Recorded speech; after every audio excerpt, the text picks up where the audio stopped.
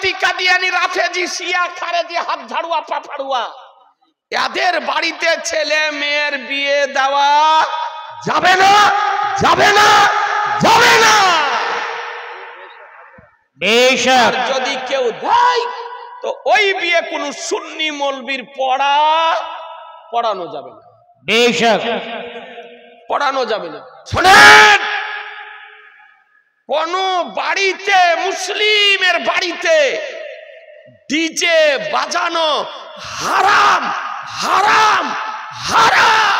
বেশক যে ডিজে আনবে তার পাপ হবে, যে আনতে বলবে তার পাপ হবে। বেশক যে সমর্থন করবে তার পাপ হবে, আর যে জায়গা দিবে বাজাতে তারও পাপ হবে। বেশক তার টাকা যে দিবে তারও পাপ হবে। জি হারাম। এই ডিজে বাজানো বাড়িতে, মুসলমানের বাড়িতে বলেন, বিয়ের বাড়িতে বলেন, যে কোনো অনুষ্ঠানের বাড়িতে ডিজে বাজানো চলবে না। চলবে? জোরে বলেন না, জোরে বলে। গান বাজনা চলবে না। এই আপনার ভাব ভাব করে বাজে, আর ওর তালে তালে কিছু আনাংলা অল্প বয়স্ক ছেলে মেয়ে, তারপরে মেয়ে ছেলে নাচানাচি করছে, থিং থিং থিং থিং করে নাচানাচি, আর কি বলে কিছু বোঝা যায় না। বোঝা যায় কি বলে? বোঝা যায় না। আর ওরই তালে তালে আপনার নাচে। গান যেমন চলবে না, হারাম, নাচাও হলো হারাম। মুসলিমের জন্য নাচ গান চলবে না, ডিজে বাজানো চলবে না। একেবারে আওয়াজ একবার কলিজাতে যে লাগে, একটা সুস্থ মানুষের কলিজাতে যদি লাগে, একটা অসুস্থ মানুষ থাকলে তার কি হয়? কথা বুঝতে পারলেন? এই জন্য অনুরোধ করব যে বাড়িতে ছেলে মেয়ের বিয়েতে বা মুসলমানের অনুষ্ঠানে বা আপনার বাড়িতে কোনো অনুষ্ঠান হলে আপনারা যাদের দ্বারাতে সমাজ পরিচালিত হয়, যাদের নেতৃত্বে সমাজ পরিচালিত হয়, কড়া পদক্ষেপ গ্রহণ করুন যে কোনো বাড়িতে যেন ডিজে না বাজে। প্রথমে এটা শুনেলেন যে বাজা চলবে না, বাজানো চলবে না। কড়া পদক্ষেপ নেন যে কারো বাড়িতে যেন না বাজে। মা বোনেরা এর মূল উদ্যোক্তা হচ্ছে আবার মা বোনেরা। আনার মূলে কিন্তু অধিকাংশ মা বোনেরা, বুঝতে পারলেন? ওরাই আপনার আনে। এবার মৌলবীকে নিয়ে গেল। এখন সুন্নি ব্যক্তি যদি হয় তা আপনাকে মিলাদে নিয়ে গেল। এবার মিলাদ করার পর ছোট্ট করে ফাতেহা মিলাদ করার পর মৌলবীকে বিদায় করে দিলে, দেওয়ার পর আপনার চলছে ধাপাক ধাপাক ধাপাক ধাপাক। ও আপনার চলছে মিলাদ 1 ঘন্টা হলো, আর ও সারাদিন সারা রাত বাজাচ্ছে। মশলা হলো কারো বাড়িতে যদি হারাম কাজ যদি হয় তো সে বাড়িতে ভোজ খাওয়া বন্ধ করে দাও, বয়কট করে দাও। আর বাড়িতে ভোজও খেও না, আর ওকে সমর্থনও করো না।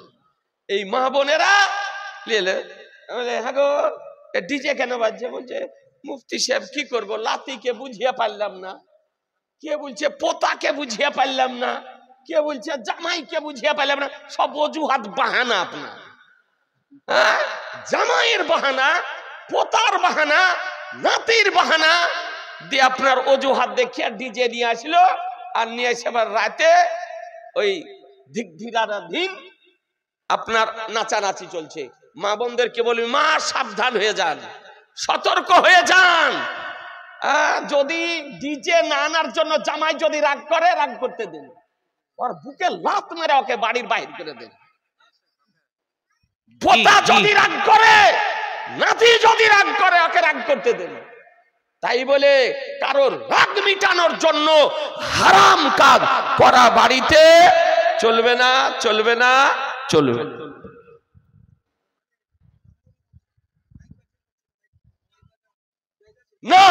দোকানও আপনার মাইক বাজিয়ে টিভিও দেখা হারাম। চায়ের দোকানে বলেন, বাড়িতে বলেন, অত সিরিয়াল দেখা, গান বাজনা শোনা, ফিল্ম দেখা, এটা হলো হারাম, আপনার চলবে না। ব্রাদার আল ইসলাম, মাইকেও গান বাজনা চলবে না। এখন ভালো করে মশলাটা বুঝে নিলেন, অনুরোধ করে দিলেন। জি, মোবাইল যেমন টিভিতে গান বাজনা সিরিয়াল শোনা হারাম, এইরকম মোবাইলেও গান বাজনা শোনা, সিরিয়াল দেখা, সিনেমা দেখা, ব্লু ফিল্ম দেখা, উলঙ্গ ছবি দেখা,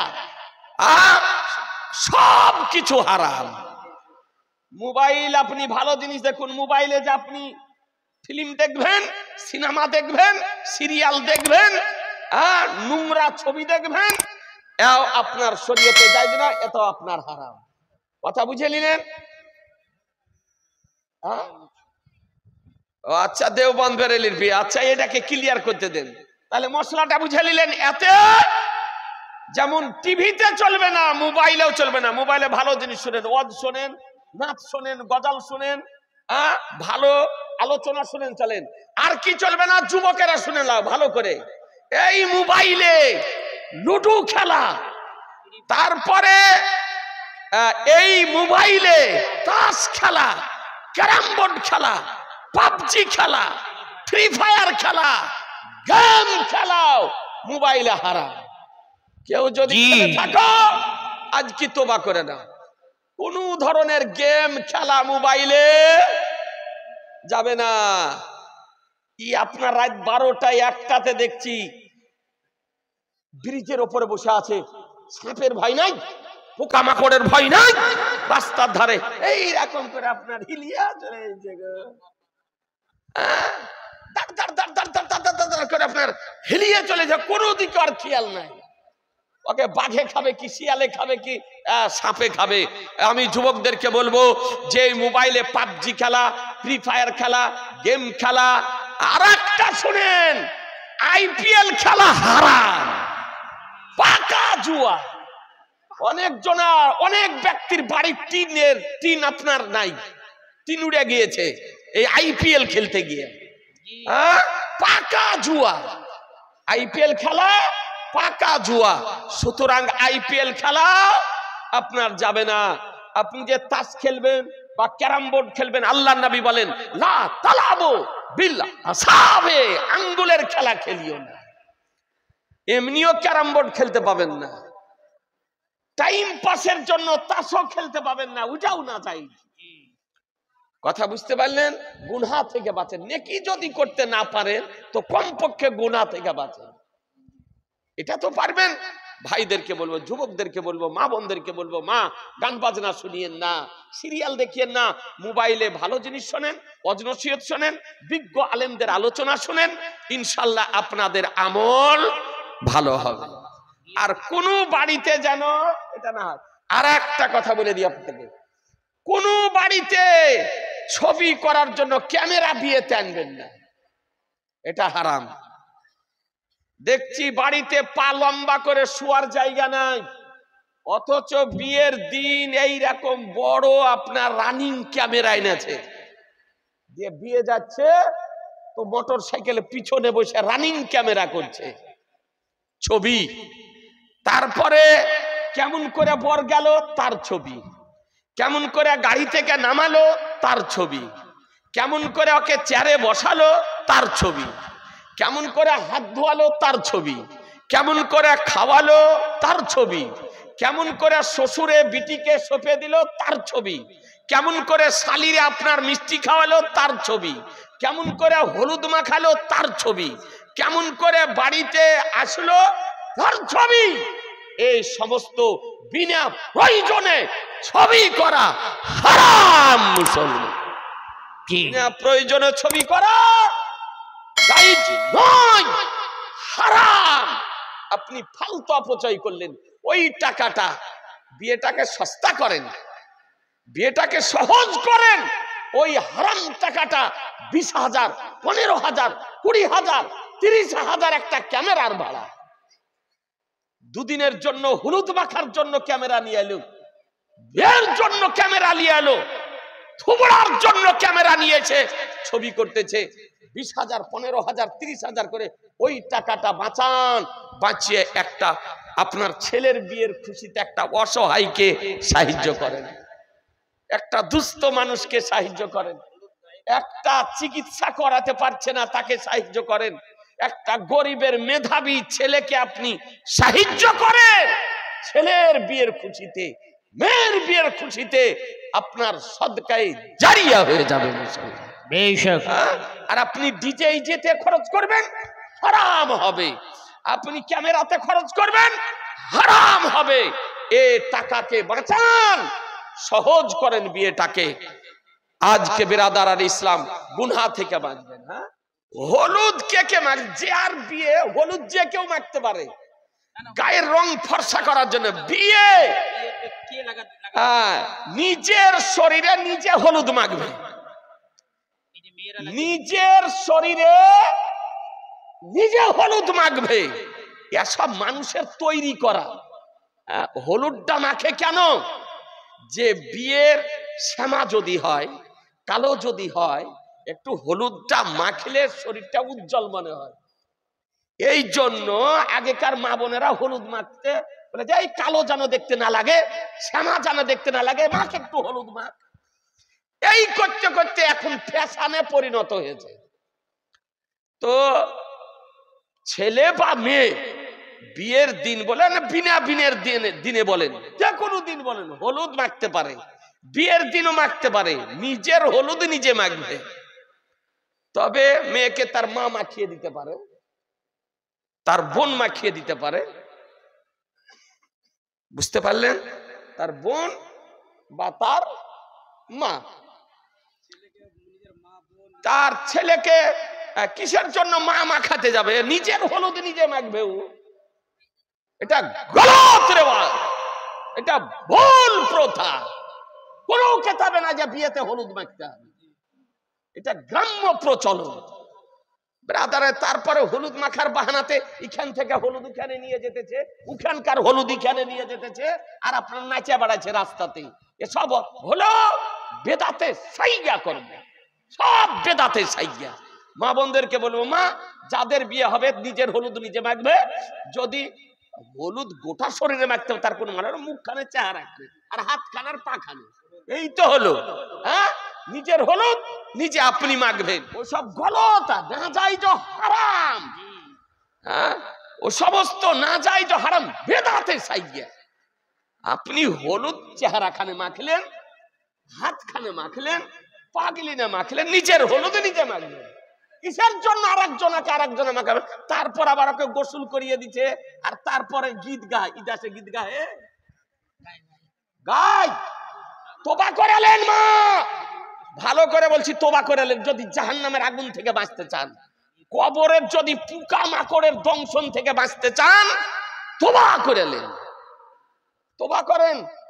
ওই গোসল করাতে গীত গাহা চলবে না। গীত গাহাই হারাম। ও কে আবিষ্কার করেছে খুঁজেই পাওয়া যায়নি। গীত আবিষ্কার কে করেছে ও খুঁজেই পাওয়া যায় না। আর বই যে কত খুঁজলাম লাইব্রেরিতে, যে একটা গীতের বই পাওয়া যায় কিনা কোন লাইব্রেরিতে পেলাম না। শুনে শুনে চলে আসছে। ওর মা জানে, মার কাছ থেকে বিটি শিখে নিয়েছে, ওর কাছ থেকে ওর বিটি শিখে নিয়েছে, ওর কাছ থেকে ওর বিটি শিখে নিয়েছে, শাশুড়ির কাছ থেকে বহু শিখে নিয়েছে, ওর কাছ থেকে ওর বহু শিখে নিয়েছে। এই করে শুনে শুনে চলে আসছে গো।